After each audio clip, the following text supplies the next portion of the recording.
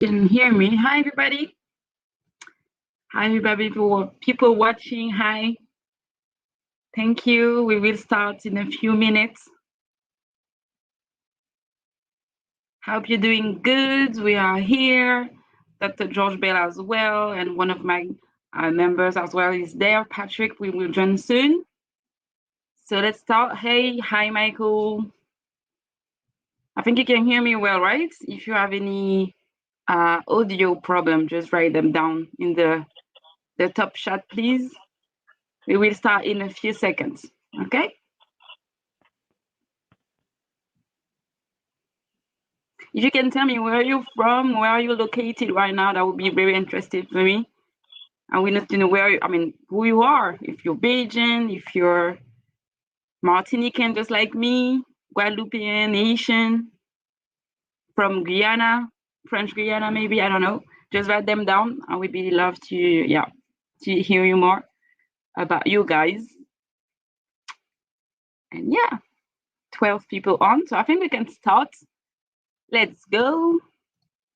Everybody get ready. Yes.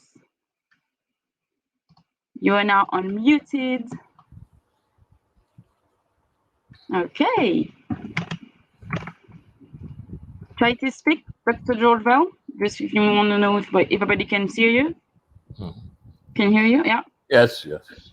Perfect. Well, I don't usually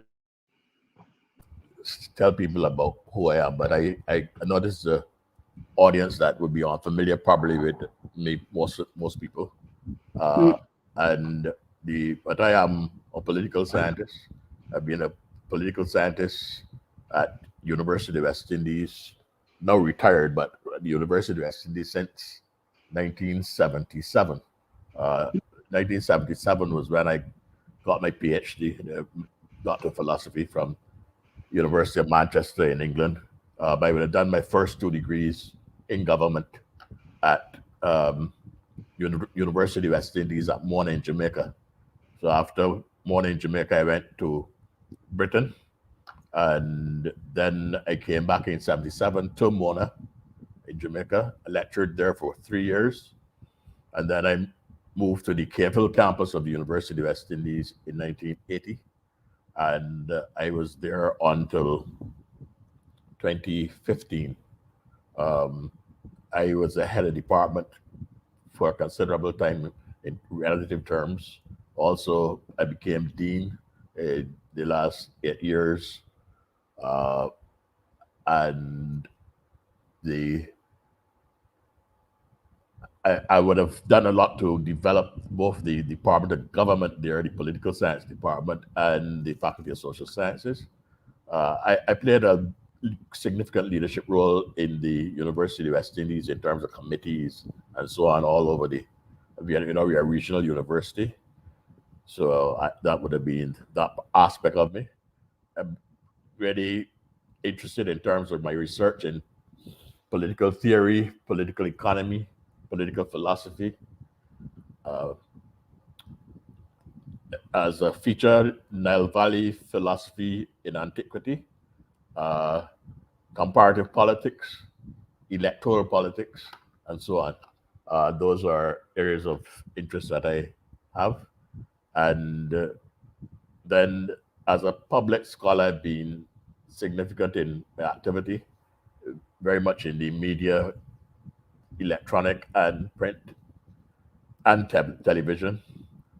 And I was also involved in politics for a period of time, politics of the left in the 19th, coming out of the kind of political scene that we had in the 1970s. But when I got back to Barbados in 1980, I was linked up with a group that some of your people in Guadeloupe and Martinique might have known, Manali, Movement for National Liberation in Barbados. And that eventually evolved into the Workers' Party of Barbados. And then with all the crisis in the left, it would have more or less gone into collapse by the 1990s. Uh, there were some personal things that happened with me around that time. My wife died and so on. And I was withdrawn from organizational politics in the 1990s. But I stuck on leadership in the university and research. and that continued the to 2015. I would have come out of the deanship about 3 years before I actually retired.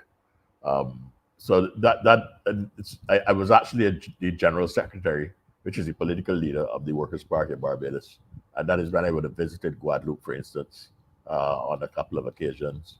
I will pass through Martinique on a couple of occasions in the 80s, and I would have gone more or less all over the world, Central America, South America, Europe, and so on, as a political person.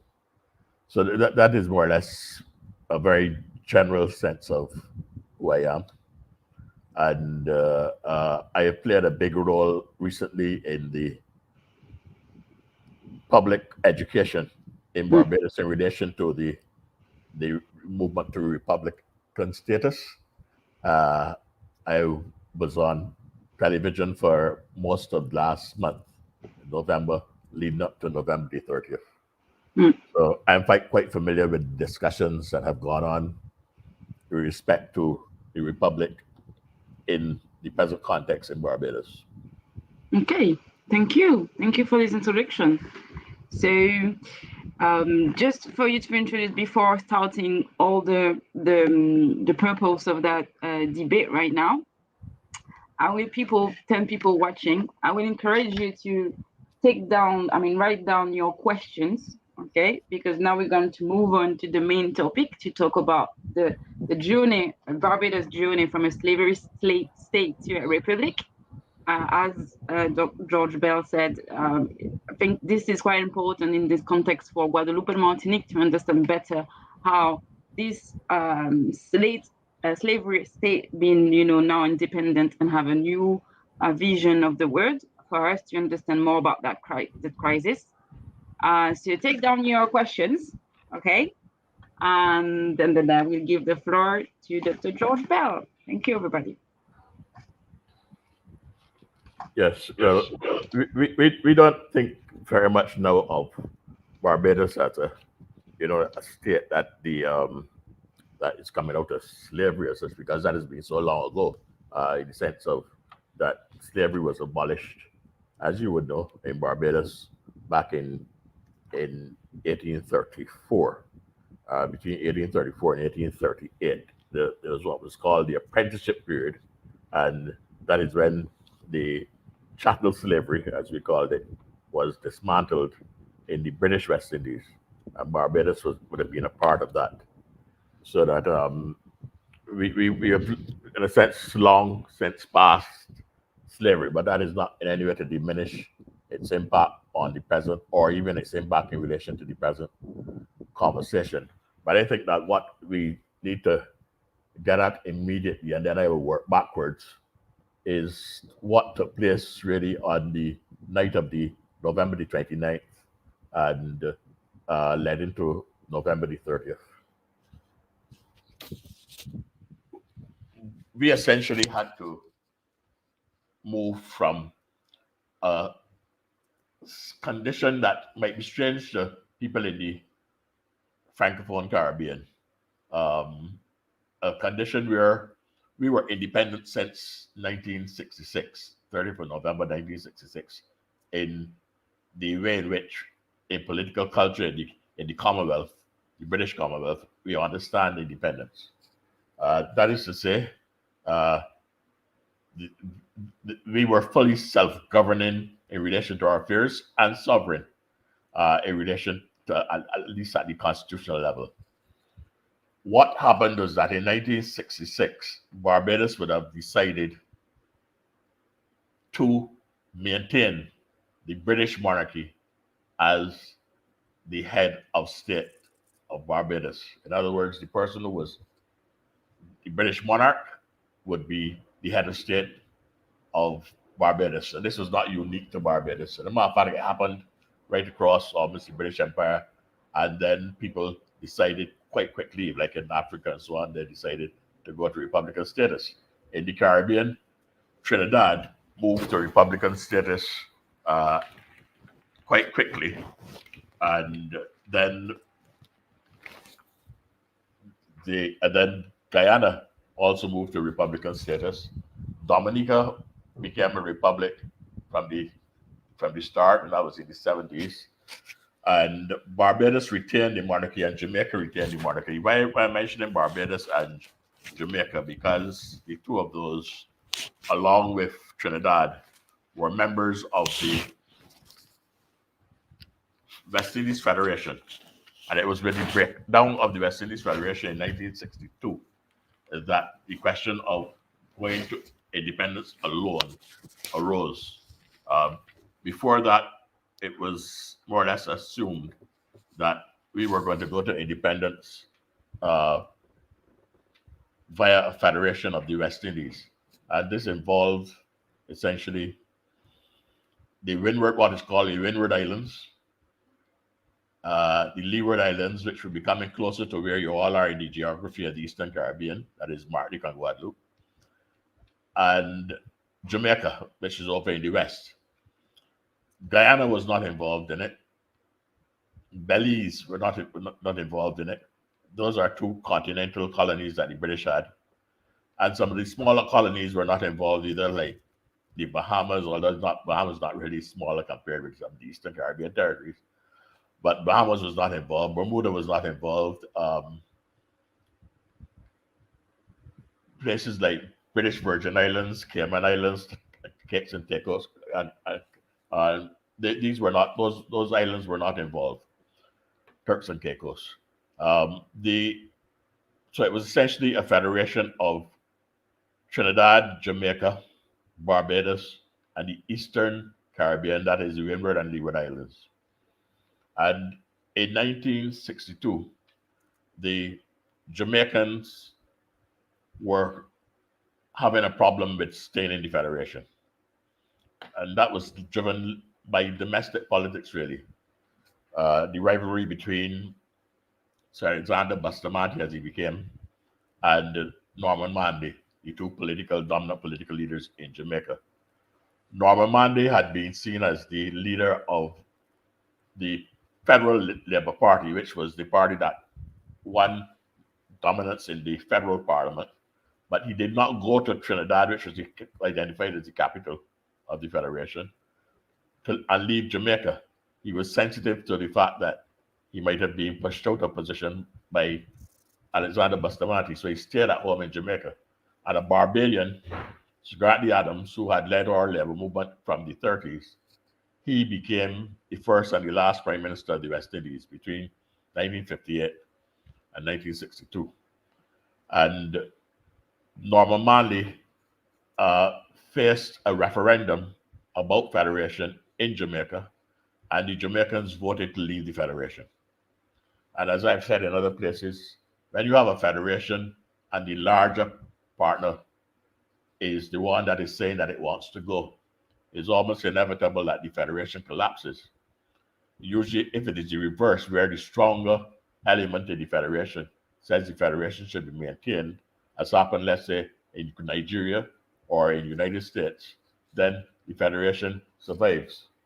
But where a dominant group are saying that they want to leave, as was the case in the English-speaking Caribbean, as Jamaica, the federation collapsed. That led to the movement to independence at that time in relation to the dominant territories in that federation. And Guyana as well then also decided to move to independence. So Jamaica went first, then Trinidad, two of those in 1962, then Barbados, Guyana in 1966, and Barbados in 1966. The constitutions that we inherited, as I said before, were monarchical. In other words, although they were independent, the British, by ordering council of their parliament, and this is where some of the problem starts, they said that we had every right to be independent then on the basis of their legislation. And we became independent territories, but with the monarch as the head of state. So in this case, it would have been Queen Elizabeth has been Queen of Britain from since 1950 something. So she's been monarch of Barbados, head of state of Barbados, all the period up to November 30th, 2021. the Constitution itself would say that the executive power in Barbados rests in Her Majesty the Queen. And that is where the serious anomaly arose for two reasons. Because it is strange, as you are aware, that you should say that your executive power uh, rests in a foreign person, and secondly, that the you are still claiming to be sovereign. So that if that is also what makes you a monarchy and not a republic, the fact that you have a monarch, which should be fairly obvious, especially to the French, because you went through a French Revolution that uh, took away the powers of your monarch, even by execution. And on that basis, you became the first republic was established. The in the case of Barbados, however, we chose to retain the monarchy on our own choice. Nobody was telling us that we had to do that. We did that. Jamaica did that. Trinidad did that. Guyana did that. And then, as I said before, Trinidad came out of it by removing the monarchy, and Guyana. What Barbados did on November the 30th was to go into the Constitution, if almost in a surgical way, and to take out that aspect of the Constitution that says that the Queen, the executive power in Barbados rests in the Queen. And there's a clause further on in the Constitution which actually says that the operation of government is done through the Prime Minister in cabinet. So that the reality is that the Prime Minister of Barbados, with a cabinet around him, both of which sit in the legislature, and the Prime Minister and the Attorney General must sit in the lower house, that is the elected chamber. There's a Senate as well as a bicameral legislature. But the real sovereignty rests in the lower chamber. You're saying that that is, in fact, the source of governmental leadership within the country, even with the monarch there. And this, in a sense, follows what is happening in Westminster itself in Britain, because what we took to be our constitution really followed on what has evolved in Britain all from back in the 17th century when they had their civil war between Parliament and their king. And at that time, Charles I was executed by parliamentary forces. What is called Oliver Cromwell became the Lord Protector and established a republic for about a decade in Britain. And then he died, and the monarchy was restored in Britain under Charles II. All of that took place while Barbados had become a colony. Barbados became a British colony in the 17th century, and the first years of it as a colony would have gone through that period of crisis. We actually had a standoff between the naval forces of Cromwell and the local plantocracy, that is the people who own the estates and so on, at two western and southwestern ports in Barbados. And then they came to a compromise, and the protectorate agreed that they would allow the Barbadians to practice the rights of Englishmen overseas. That allows us to see two trends in Barbados. The one that where the local plantocracy likes to feel like it is independent of the total domination of the British. And then, of course, there were slave owners. And on the other side of that are the people who are resisting their enslavement. And by the 19th century, there are people, after a number of rebellions, but the most serious one is in 1860, which would be somewhat linking back to the Haitian Revolution and the French Revolution as well. We had a slave rebellion in 1816 that was significant, and it was like one of the precursors to the abolition of slavery. But then that represents the forces from the other side, the enslaved people struggling to be free and struggling to enhance their position within the society. And that goes on right through the 19th century, into the 20th century, and up to independence. So I'll go back to that later. But what we did just prior to November the 30th was to almost like surgically intervene in our constitution and take out the section related to the executive power of the British monarch. And we removed that. And then we did a number of amendments um, in Parliament to refine it legally, where there would be no inconsistency with what we had done and any fine points in the Constitution in relation to the presence of the British Crown and the British monarchy. So that just to give you a very more or less basic example of the kind of things that you would have had to correct. Something like the Royal Barbados Police Force. If you are going out to the monarchy, you can't call the police force Royal Barbados Police Force anymore. So it becomes the Barbados Police Service, and you reflect that in terms of what is happening in other parts of the Constitution in terms of the rewriting. Whatever was saying Crown would then become state, and so on. And that was done pretty thoroughly in a number of pages of amendment to the Constitution. So that took place before November the 30th. It also described how we would elect a president. And the president in Barbados is not an executive president that you have in France. The president is going to have the same powers as what the person that held the post of a governor general. Now, a governor general was the representative of the British Crown in the independent state. Before independence, the colony, the governor and the executive council would be the leadership of the colony's government.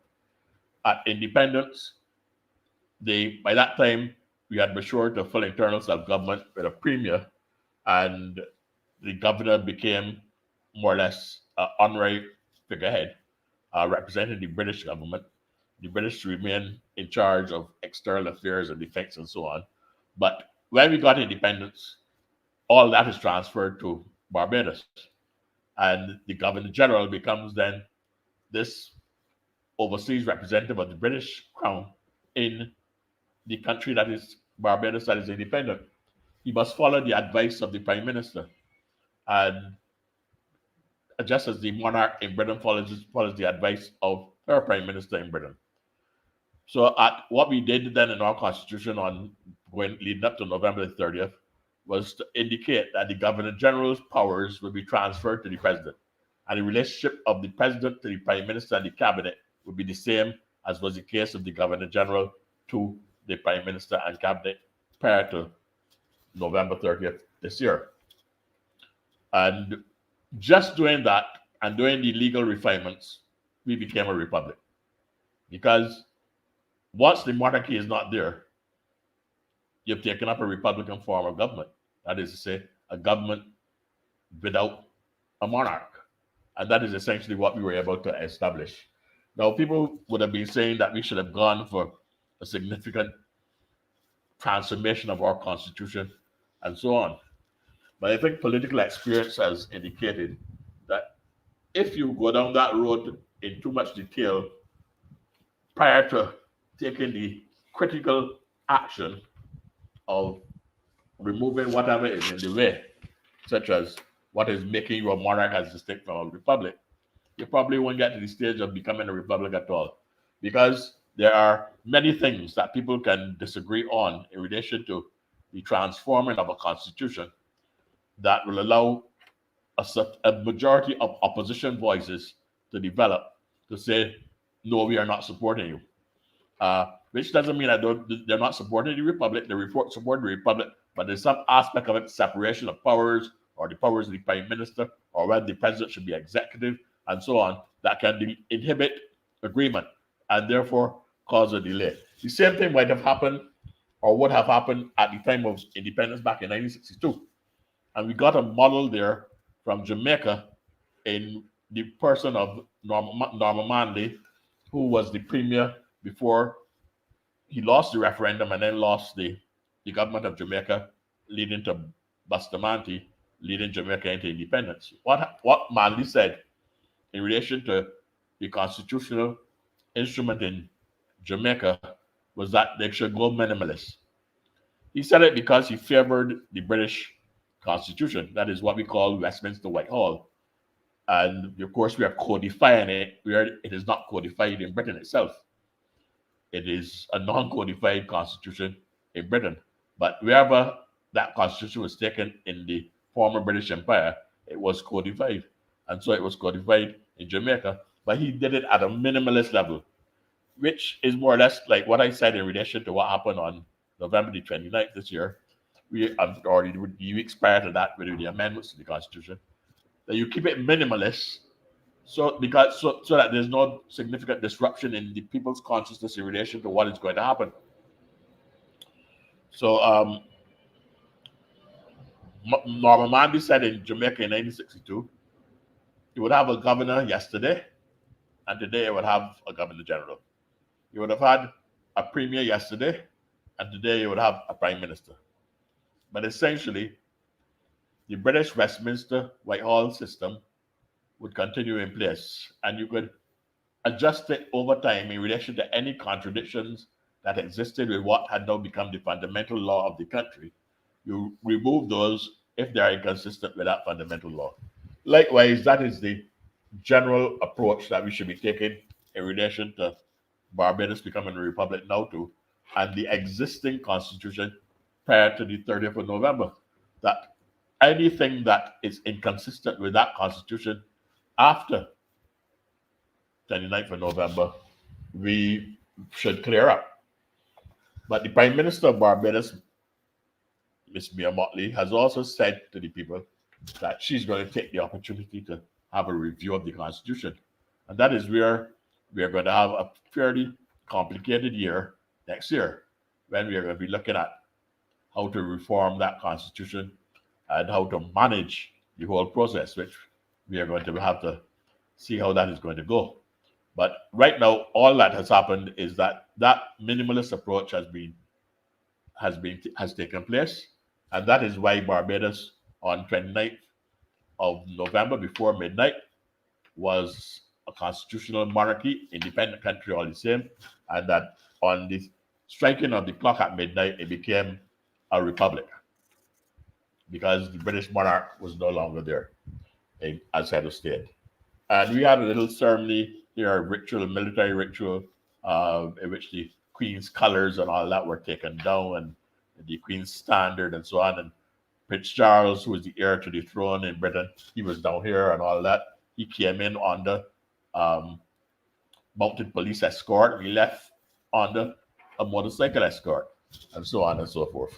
So that is really essentially what happened. All of that built up over the years from the struggles, as I said, against plantocracy, going back to emancipation and to the precursor to the emancipation in the 1816 slave rebellion, to another rebellion in 1876, which essentially was fighting against a discussion that was taking place in Britain, whether the colonies should have direct rule from Britain or whether they should maintain what had evolved in places like Barbados and Jamaica, what is called, in our political culture, the all representative system.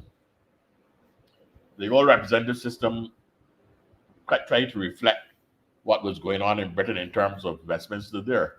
But of course, with a terribly limited franchise in the colonies.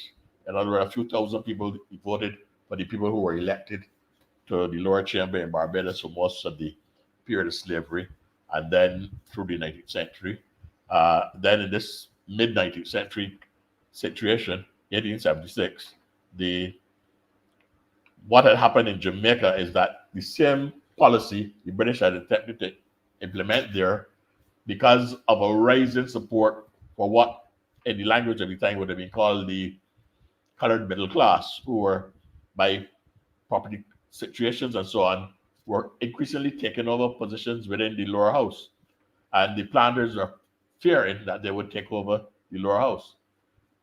So then there was a rebellion, a peasant rebellion in Jamaica in 1865, and that was the opportunity that the planters and the British government had to implement Crown Colony government. So they suspended the lower house in Jamaica, and Jamaica had Crown Colony government. Some of the other West Indian colonies had Crown Colony government from the start, like Trinidad and St. Lucia and so on.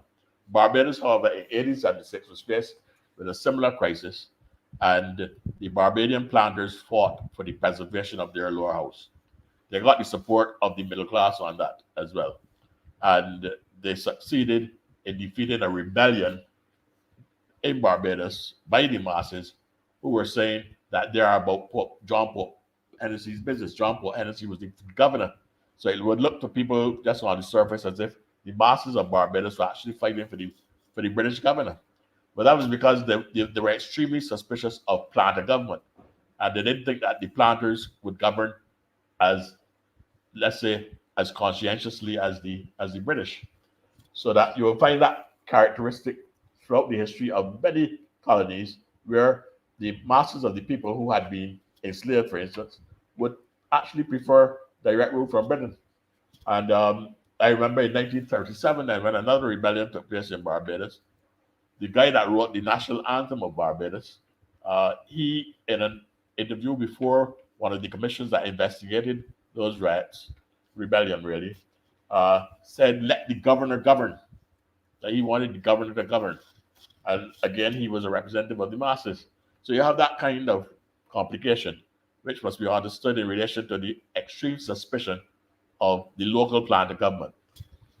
I usually describe the local planter government's progression in Barbados as not embryonic democracy, as some other West Indian countries that did not experience the old representative system might suggest. Let's say, as great a historian as Eric Williams, because Trinidad had only Crown Colony government, he thought that there was something admirable in the fact that Barbados had at least an embryonic democracy, quote unquote, in their lower chamber.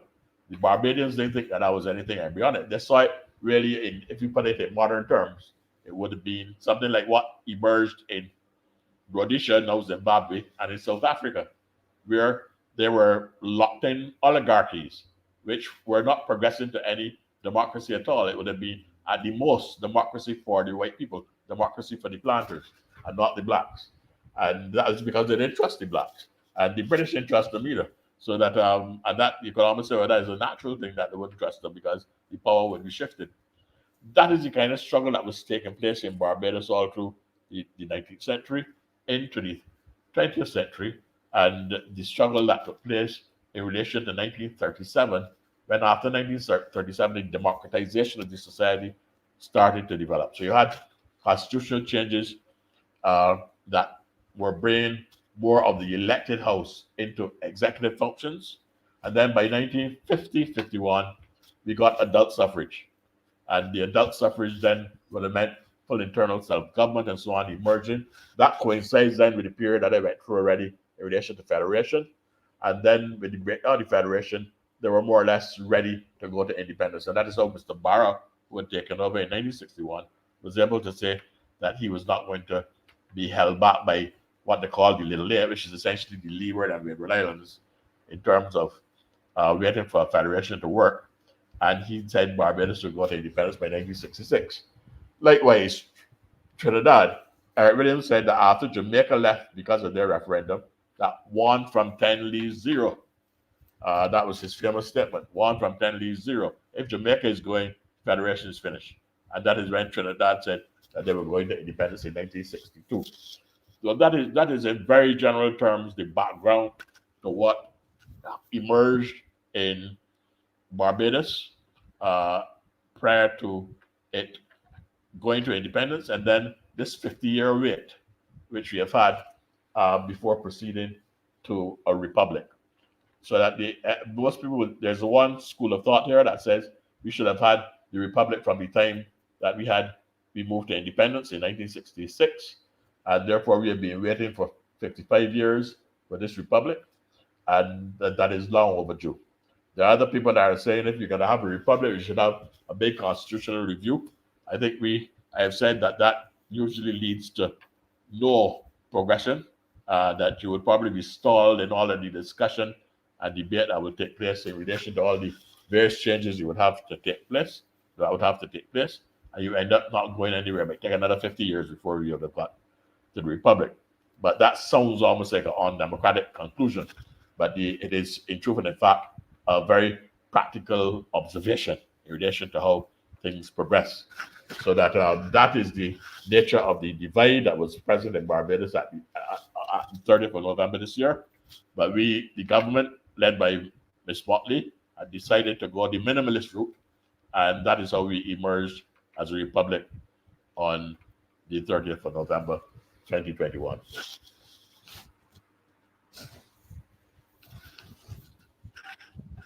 I can stop there for now.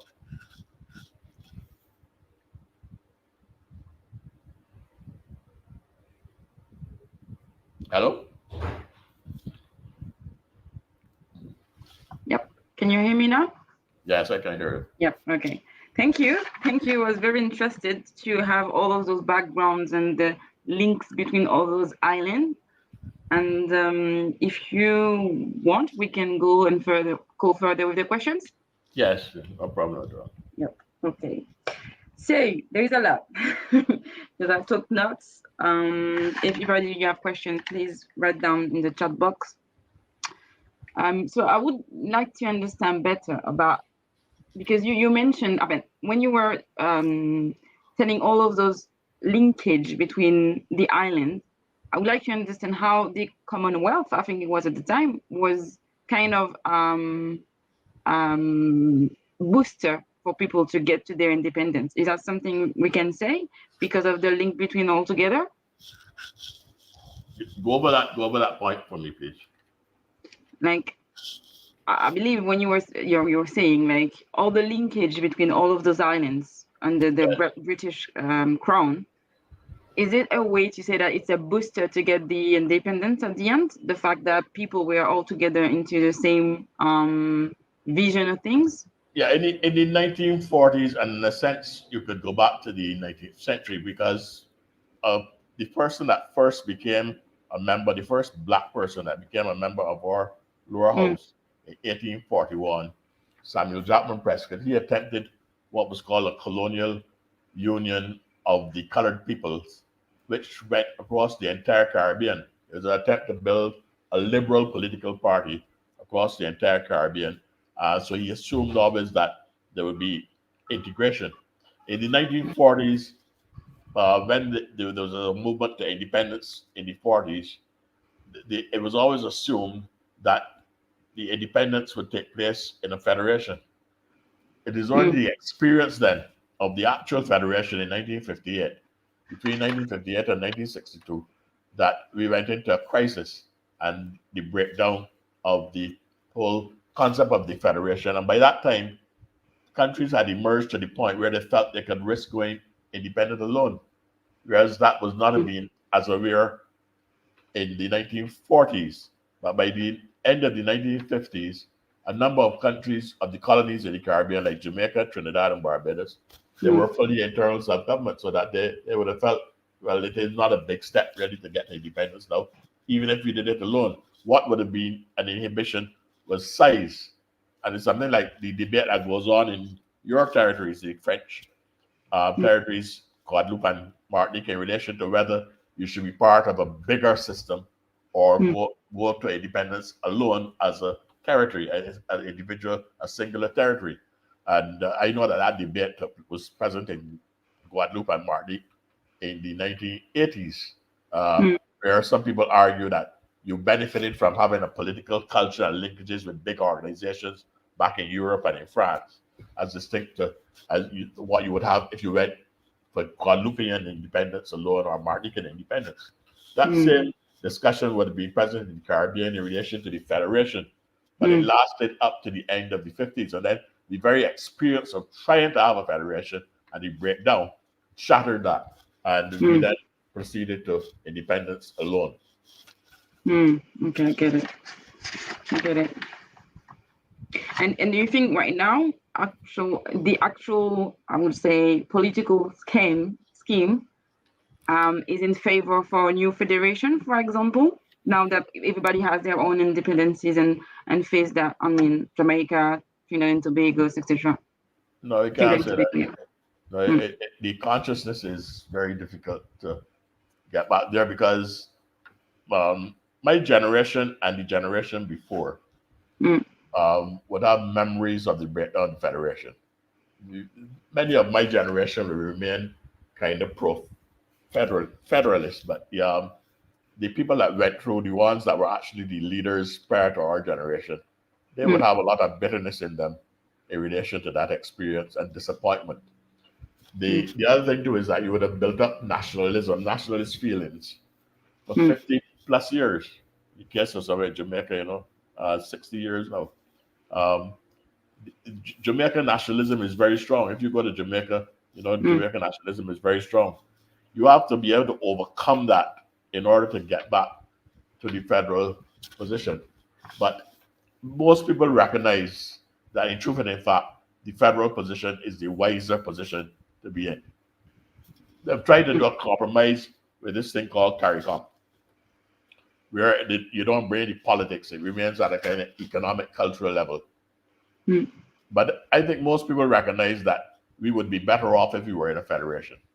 But the question is, how would you get there in practical political terms?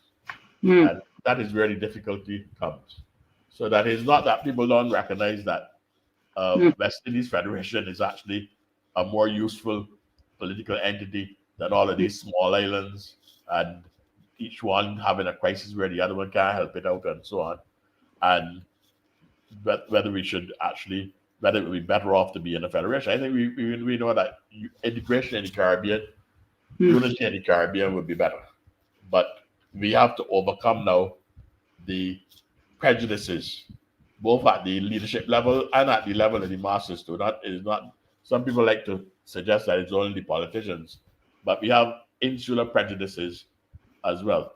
And that is something that island peoples have very often have to recognize, that for whatever reason, because you're separated by water and you can't just walk into another country and be familiar with what's going on over there, you have developing island prejudices. And those island prejudices among the masses of the people can be quite strong. So that very often, where people try to blame the politicians and say the politicians are keeping us from uniting, very often it is prejudice among the people too that is keeping us from united. And mm, we have to overcome both levels, the confidence of the politicians to unite and the people becoming familiar with one another. So that's why even when we get to the point of saying there should be integration across language and cultural barriers, like let's say linkages with the French or the Spanish, you have to get over that language barrier, for instance. Uh, y'all are doing a fantastic thing here, right? Could be talking to francophone people in English. But the truth is that mm, that itself is also a barrier. That mm, you yes. you can't understand what the French people are saying. The French people can't understand what Mm, you're saying, and that divides you. But besides that, there are prejudices at the island level. Barbados is better than Saint Lucia, and Jamaica is better than Barbados, and all that. All those kind of petty prejudices go on as well. mm, mm. Okay, clear. I can see that now. Wendell has a question. So yeah, I will just say it out loud. Now that Barbados is independent, what will be the major changes in this in its relation with other countries, particularly the ones in the Caribbean? Now, just let me deal with the premise that Barbados doesn't consider that it is independent. Okay, Barbados considered that it was independent. What Mm, Barbados has done is to complete the independence process. So that, in other words, that what the republic does is to enhance sovereignty. But it mm, is not that we were not sovereign. mm, We consider that we were sovereign, other than any inhibitions that you have in relation to concepts like neocolonialism and so on. But Barbados did not consider itself to be in a condition of colonialism. It did mm, consider itself to be a colony of Britain. It considered itself to be an independent country. But there was an anomaly in relation to two important areas, which it has now taken care of both of them. One of them was in relation to the judicial system, which was to do with the final court of appeal, Privy Council, which went to the Privy Council until 2005. And then Barbados joined the Caribbean Court of Justice, which is the highest court of appeal within CARICOM. And we are one mm, of the few countries within CARICOM which have taken on the appellate status of the Caribbean Court of Justice. And we don't go to the Privy Council anymore. So we can say that we took care of that anomaly in 2005.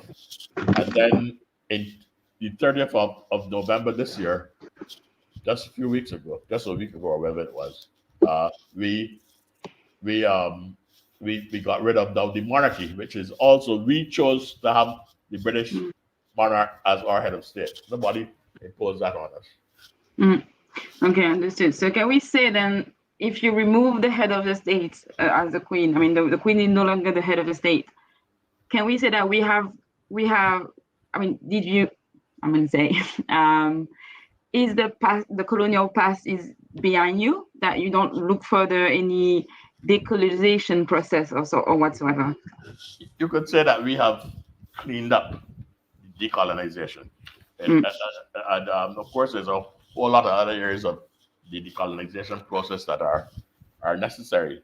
One of your great thinkers would have contributed significantly to what would be required to decolonize a former colony, somebody like France Fanon, you know.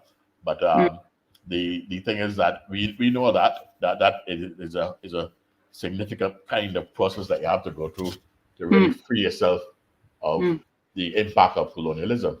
But we would have, in that sense, removed one of the more obvious contradictions in terms of us claiming to be sovereign. And that was where, even though we had chosen the Queen to be our head of state, nonetheless, it's extremely colonialist in that sense. For you to be choosing somebody from thousands of miles away, different culture, different, for the most people, different ethnicity, and saying that that person should be your head of state because of hereditary right, and that no Barbadian could be a head of state because that person sits in that position. Okay. I also have a question. Maybe someone in the chat has questions. No, just a comment from Bloomingdale say that I think these mass barriers could be dropped throughout education, she said. That what? Like the language barriers, I think she referred to, can be dropped throughout education. Yeah, I agree that, for instance, that you could try to develop a second language in most of the Caribbean territories. We have it at the Pactua level in places like St. Lucia and Dominica, of course, you know, so that we have that kind of mix in those colonies that were had the French presence. But I agree that education would be a big part in relation to overcoming that. Okay. And now, if I want to come back to this pre-independence, like before 1966, I think you're referring to Errol Barrow as the founder of Barbados, right? Yes. And question is, at the time when it was it was very popular at the time, did he have did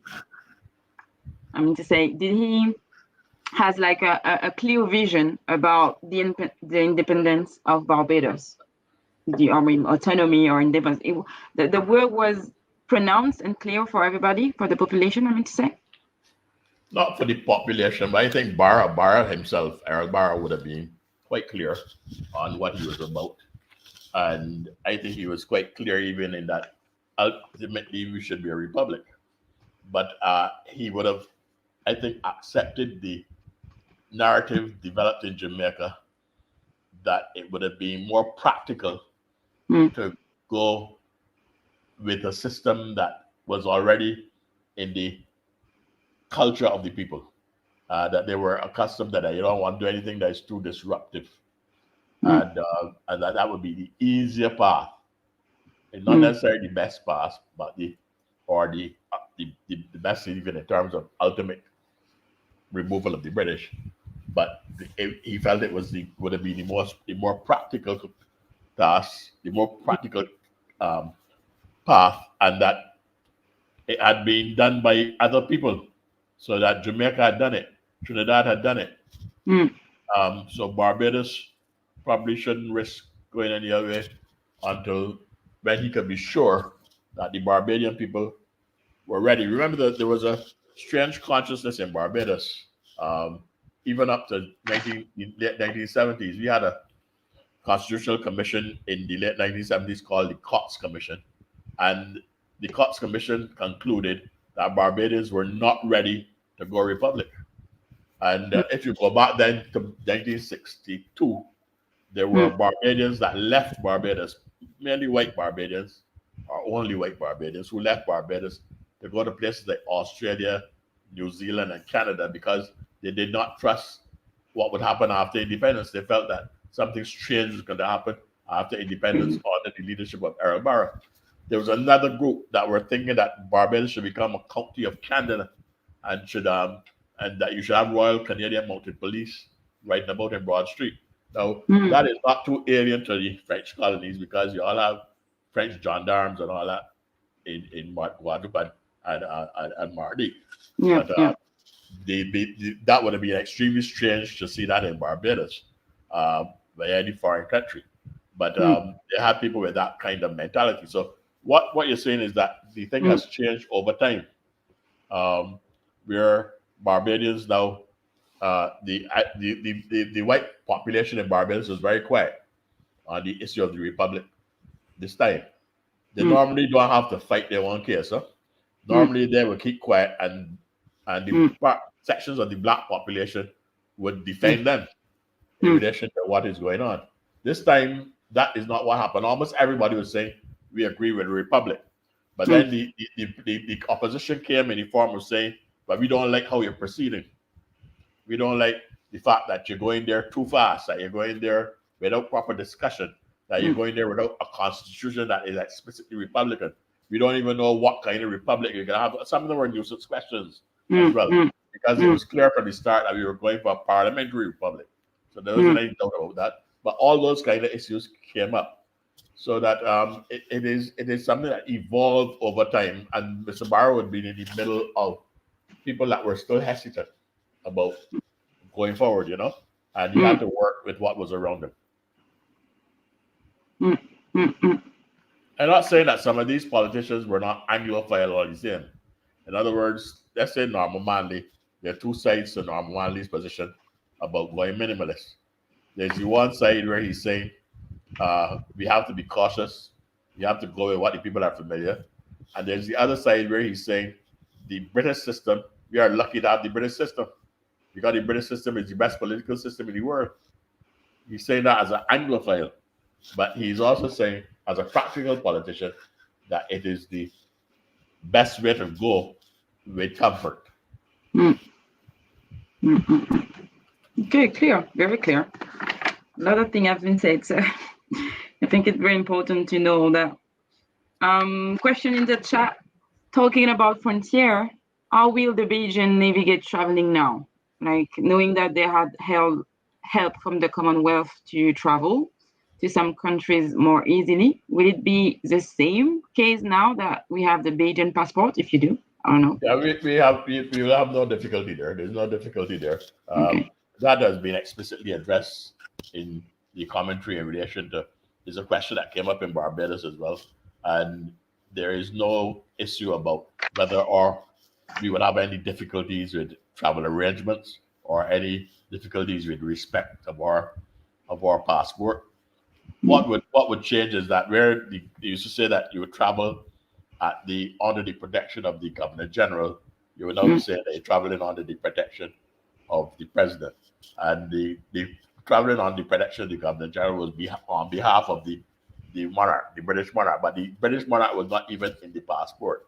It was the Governor General that was in the passport, and right now it would be the President as well. So nobody has raised that as an issue.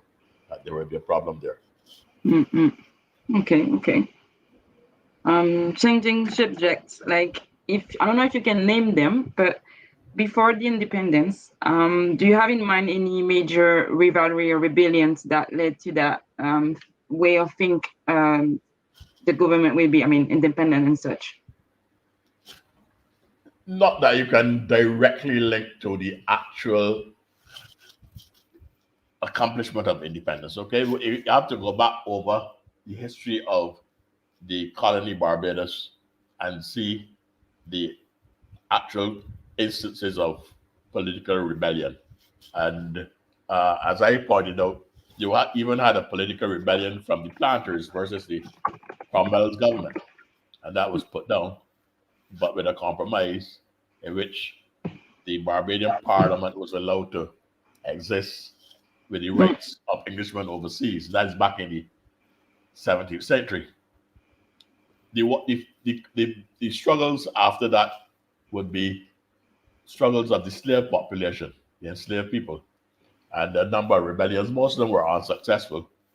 mm, Uh, Most of them didn't even take place. They were discovered at the stage of the plotting for it, rather than the actual execution. But the largest one would have been 1816, mm, which what actually took place. There's an incident in the 1860 rebellion when the governor, when he was panicking and he had brought in the British troops.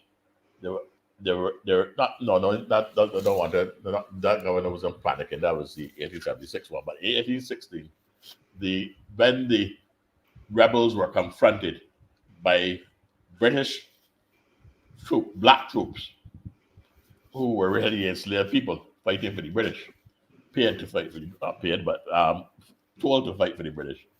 mm, The the enslaved people that were in rebellion in 1816 at one point thought that these were Haitians, that the Haitian army had arrived in Barbados to help to free Barbados. mm, And they hesitated in their resistance to these black troops. And then they mm, realized that there were British troops, black men, but British, mm. under the British leadership. Okay. Okay. But that would have been one in 1816. Then there's, as I mentioned, there was another one in 1876. Of course, there was the Emancipation Act itself, 18, at the period of emancipation, 1834 to 1838, the apprenticeship period. Mm, But then there is the 1876 rebellion.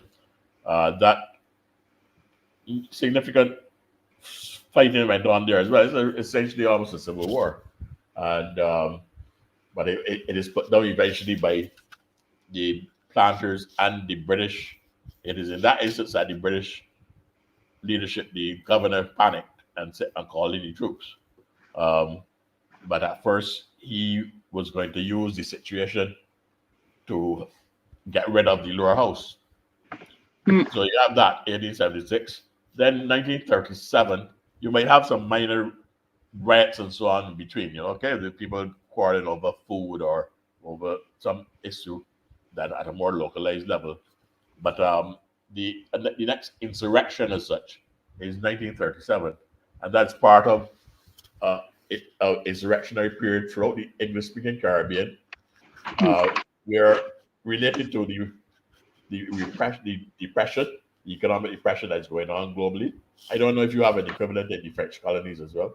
Um, you have you also have the the rise of fascism and racism in Europe. Mm, For instance, the invasion of Abyssinia of Ethiopia. So the Rastafari movement, for instance, starts around that period of the 1930s when rebellions are taking place from St. Kitts right through Trinidad, through to Barbados, and then eventually the last one is 1938 in Jamaica. And mm, then they sent down the Moyne Commission. The British sent down a royal commission under Lord Moyne, and they're going to investigate in why that had taken place, and then indicate that they will have reforms. That it should have constitutional and industrial reforms. That is to say, you would have expansion of the franchise, but they said judiciously, and you would have trade union expansion as well. You would have increased civil rights, and that takes place in the 1940s. Some countries went far faster than others. Jamaica, for instance, by 1944 has adult suffrage. Barbados had to wait until 1951 mm, to get adult suffrage. Um, but then by the late 1950s, there's full internal self government. and again leading into independence. But there's no insurrectionary activity leading up immediately to independence. There's no need for it in terms of the political leadership at the time. They would not see that as necessary because the British were ready to give us independence anyhow. After World War II, they knew their empire was finished. Okay. Now the French, the distinction there with the French is that the political culture of France was that the colonies, and that's still the case in Guadeloupe and Martinique now, that the colonies are part of France. That was never the case with Britain, you see. The British were always clear that colonies were colonies. There were these territories overseas that were ruled by Britain. The French wanted to say that Algeria was a part of France, Guadeloupe is a part of France, Martinique is a part of France, Guyana is a part of France, Vietnam is a part of France, and so on. And such a position means that if you want to be free, you gotta fight for it. And that is exactly what happened. So you have the Algerian War, you have the Vietnamese War, and so on. And that leads to the breakdown of the French Empire to that extent, where they had to concede, and of course they held on in other places like Guadeloupe and Martinique. Yeah, But that makes the exercise more difficult, though. That makes what? The exercise more difficult. Yes, the exercise is more difficult because the French are they are assimilationists.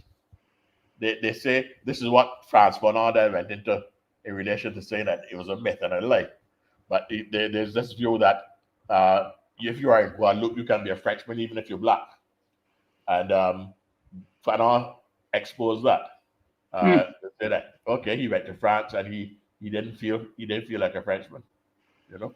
And you have, for instance, openings in the French colonies, like let's say you have representatives in Parliament in France. That never happened in the British Empire. Nobody in Barbados ever sat in the British Parliament as a representative of Barbadians. Okay, so that integrationist, assimilationist culture in France, which is to include you absolutely as French people, that is not a part of British imperial colonial experience. And, so that even when in 1966, some of those Barbadians went up to England and went to Australia and went to Canada and so on, and New Zealand, they found that they were facing a kind of rejection.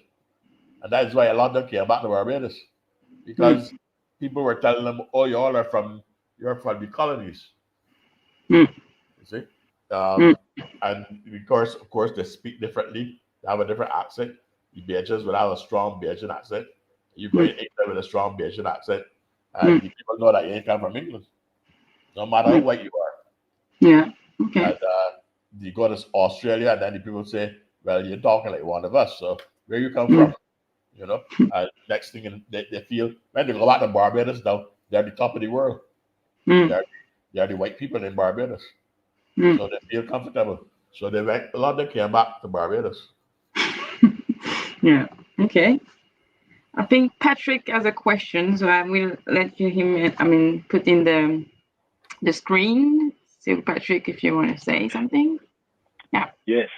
Hello. Thank you. Yes. Obviously, assimilation is a very big obstacle for the French Caribbean territories, and even here in England, in the UK, some Black British people, whether they are Caribbean or African, they have difficulties to understand this specific detail about French former colonies, about the French assimilation. But my question is about the Barbadian constitution. Yeah. So I heard a few days ago that there is this concept of repatriation about the constitution. So the Barbadian constitution is currently at Westminster in London, right? Yes. Okay.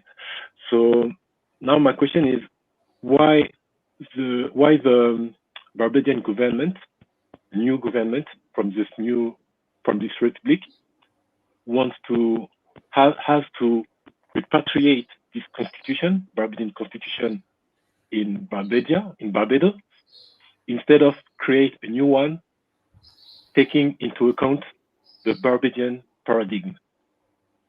Do you understand my question? Yes, yes. The Barbadian, they intend to, I think you see there's some issue of interpretation there in relation to whether the amendments that took place prior to November 30th revoked the the um the order in council of the British Parliament, of which the Barbados Constitution is a schedule. And there was some discussion around that as to whether Barbados, the Barbadian Parliament could do that. My opinion is that the Barbadian Parliament can do that because the Barbadian Parliament is sovereign. So if we say that we have revoked the British Order in Council, that is it. You know what I'm saying? Else that we are sovereign. We have a sovereign parliament, and what you can do is that has implications, and that you can refine those implications. Some of them have already taken place with the amendments to the Constitution that happened in order to establish the Governor General as the president, or to establish a presidency in Barbados and the Republic. Some of that has taken place already in terms of the revoking of the British Order in Council, of which the Barbados Constitution is a schedule. But why people can hang on to that point is because we have not reformed the Constitution as a whole, or said that the Constitution as a whole is reformed because of the fact that we have moved to being a republic. We have said the thing stays in place. What was the schedule stays in place, but it is our Constitution, and uh, and is now a republic. And that is where people have to a hold to say, okay, but you can't retain the Constitution and then say that you revoke it. Uh, but I'm saying that you can, because you are sovereign. So if you want to say that, you can say it. And then we can say that we have a problem with refinement of that in legal constitutional terms. And you go through the Constitution and take out the bigger anomalies. But in some cases, as happened with the Independence Constitution, a lot of things are left there because too much to take out. You will be going on forever. So that what you do is that where an issue comes up in the law, in which that particular aspect of whatever is there, either in the colonial period or now in this post-colonial period, that is in contradiction with the fundamental law of the country, which is the Constitution that we have proclaimed, then the Constitution is the fundamental law. The Constitution takes priority over it. And therefore it means null and void if it is in contradiction with the Constitution. And that is how we have to go forward in a practical way. Because we even try to clean up a lot of the old colonial constitution. We put a particular legal scholar to work on a lot of that. The job is not finished, because you can't go through all the common law and everything and find every instance where there's some contradiction. But wherever it becomes an issue, then the Constitution is the fundamental law, and the other one is null and void. Now, in this case, now we are saying that we didn't want to go through the throwing away of the whole Constitution, because then we won't have anything to stand on in relation to this period that we are in now. So we are keeping the Constitution as it occurred in 1966, but we are saying that if we are a republic, because we are going to take the Queen out of it. And then any immediate implications of that removal, we will deal with initially. And then next year, we'll start to look at what else we have to do. That is how we are proceeding. And I think that is the practical, I don't want to necessarily say common sense way to go. But if you went the other way, I can see grave problems. P.J. Patterson, the former Prime Minister of Jamaica, is now calling for Jamaica to go republic. And I heard him say that Jamaica gonna have to set aside 2 years to review their constitution. And what he's hoping for is that the two parties in Jamaica, having more or less declared that they are for a republic, that they would both agree to allow their supporters to vote in a referendum, because Jamaica requires a referendum. We do not in Barbados. To tell their supporters to support the referendum, and that is how they would get rid of being able to go to republic at all. But then it can take 2 years in his judgment to clean up the constitution, and I believe it can take longer than that. And Barbados is giving itself 1 year, but I think it's going to take longer than 1 year.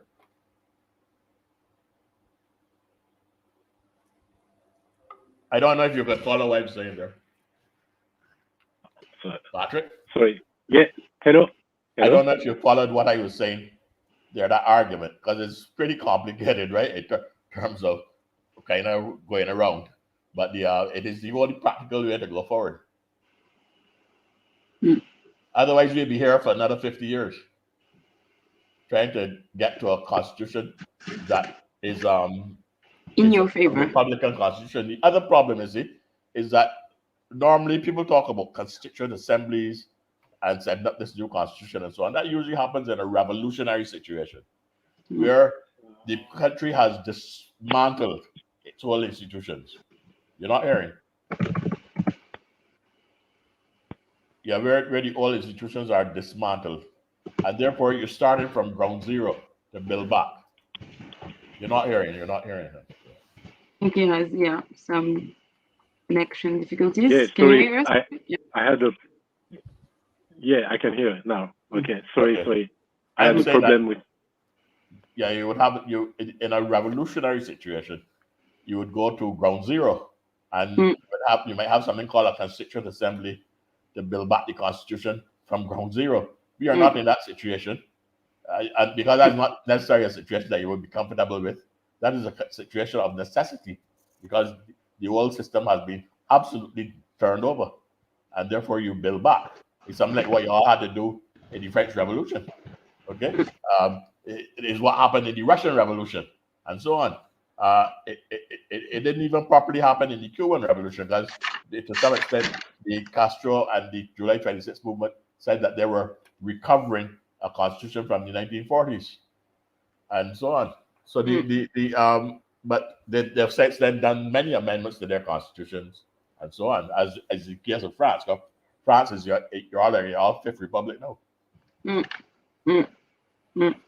I do understand that the masterpiece of all the independencies and so on, it's the constitution at the end. Like, if you don't force, the actual government to write down the constitution where you are in favor and not the